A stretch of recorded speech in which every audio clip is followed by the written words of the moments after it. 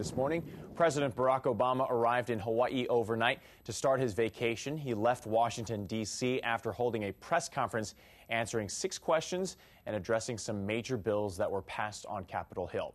KITV4's Paul Drews was at Hickam Air Force Base when the president's plane, Air Force One, touched down. Air Force One landed at 11:41 Wednesday evening, and 10 minutes later it taxied up the tarmac.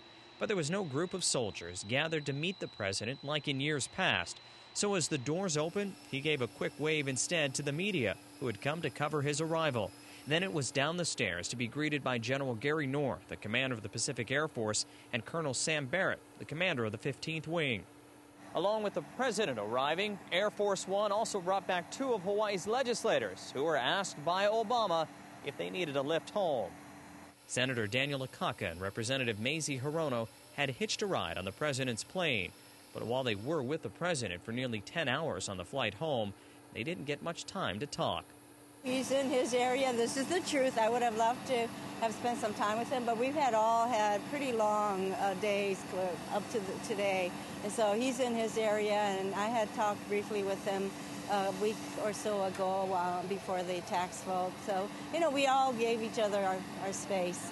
And most of us are sleeping, actually. While this will be a chance to meet with constituents, for Hirono making this a working vacation, according to the White House press secretary, this trip for the president will be an important time to spend with family, including his sister and his nieces, as well as give Obama a chance to reconnect with childhood friends. Reporting from Hickam, Paul Drews, KITV4 News. The president and his family will stay in Hawaii until January 2nd. And coming up in the next half hour, we'll hear from Kailua residents who stayed up to watch the president's motorcade. Security on Kailua Beach and the surrounding neighborhood areas will intensify now that the president is here. Secret Service agents have already been warning people who get too close to the beach security zone to turn around. There were no warning signs, just 2 pieces of driftwood in the sand marking the no-walk zone. Now that the president has arrived, the security perimeter will expand by about 100 yards.